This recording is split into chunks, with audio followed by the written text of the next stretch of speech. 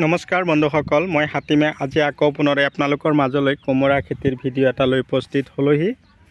ভিডিঅ'টো স্কিপ নকৰিব। আজিৰ এই ভিডিঅ'টোত আপোনালোকে কেইটামান মূল্যৱান কথা নিশ্চয় শুনা পাব।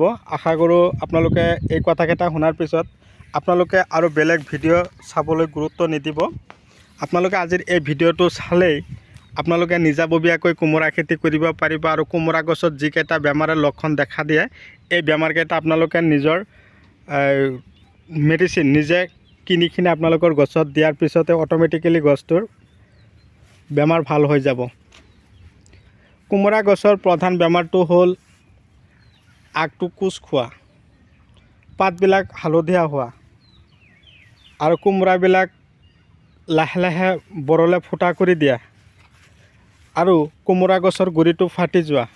এনেকুৱা ধৰণৰ সমস্যা যদি দেখা পায় তেনেহ'লে আপোনালোকে মই কোৱা মেডিচিন কেইটা আপোনালোকে আনি আপোনালোকৰ গছত স্প্ৰে কৰিব বা আপোনালোকৰ খেতিত স্প্ৰে কৰিব।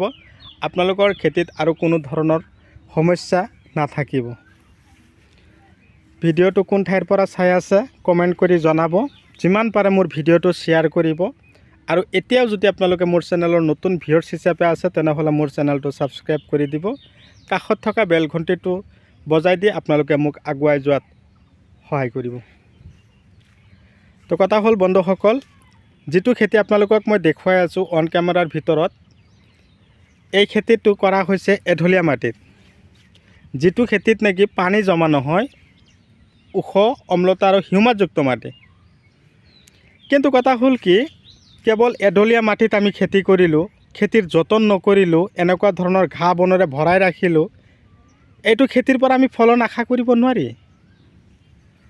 আমি খেতি কৰিব লাগিব। খেতিত তাৰমানে কি ঘাঁহ বনবিলাক যে আমি চাফা কৰোঁ, চাফা কৰাৰ প্ৰধান কাৰণটো হ'ল যে ঘাঁহ বনবিলাক যেতিয়া আমি খেতিৰ পৰা আঁতৰাই দিম, চাফা কৰি দিম, তেতিয়া গছৰ শিপা ভাল কাম কৰিব, মাটিত ভালদৰে যাব পাৰিব, আগবাঢ়িব পাৰিব, শিপাৰ কোনো প্ৰব্লেম নাথাকিব।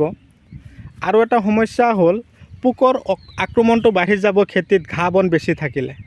যেতিয়া পোকৰ আক্ৰমণ বাঢ়ি যাব তেতিয়া তাৰ ছেকেণ্ড টাইম যিটো সমস্যা হ'ব সেইটো হ'ল গছৰ পাতবিলাক লাহে লাহে মুজুংগা মাৰি দিব আৰু হালধীয়া হৈ যাব। যেতিয়া নেকি হালধীয়া হৈ যাব, মুজুংগা মাৰি দিব, দুটা এটা গছৰ গছ গুৰিত ফাটি যাব, তেতিয়া সেই গছটো ফাটি যোৱাৰ পিছত তাত এটা ৰস ওলাব।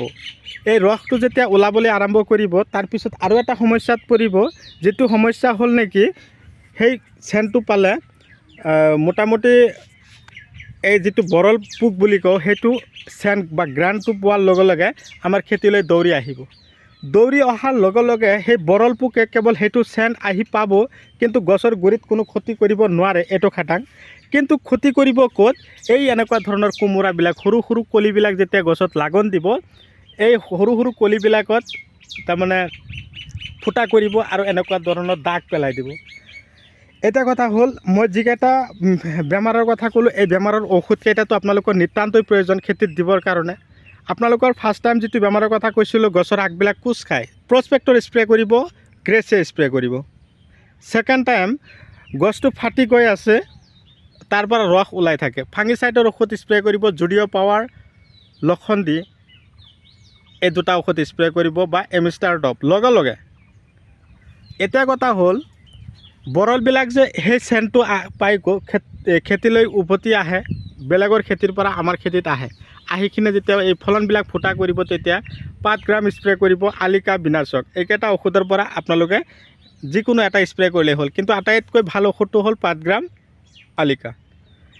এলিকা বা 5 গ্ৰাম এই দুটা ঔষধৰ পৰা এটা ঔষধ আপোনালোকে স্প্ৰে কৰিব। সাৱধানতা অৱলম্বন কৰিব, ঔষধটো যাতে নিজৰ গাত নপৰে। গাত পৰিলে কিন্তু গছৰ বেমাৰটো ঠিক হ'ব জানো, কিন্তু আপুনি 3 দিন একেৰাহে টোপনি মাৰিব নোৱাৰিব, গাটো জ্বলি থাকিব।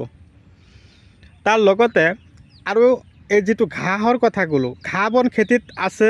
আমাৰ কিছুমান খেতিয়ক বা দাদা বাইদেৱে কি কৰে, খেতিত এই ঘাঁহ বন মৰা ঔষধটো স্প্ৰে কৰে। সাৱধান, বন মৰা ঔষধ খেতিত দিয়াৰ লগে লগে তাৰমানে কি হয়, মাটিটোৰ যিটো ওপৰত যিটো এটা শৰ থাকে বা এটা ভাগ থাকে, সেই ভাগটো জ্বলি যায়।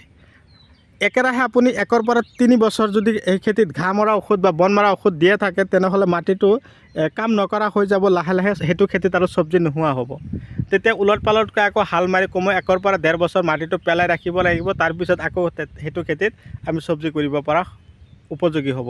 ভিডিঅ' চাই কেনে পালে কমেণ্ট কৰিব, যিমান পাৰে শ্বেয়াৰ কৰিব, আপোনাৰ লগতো বেলেগকো চোৱাৰ সুবিধা কৰি দিব।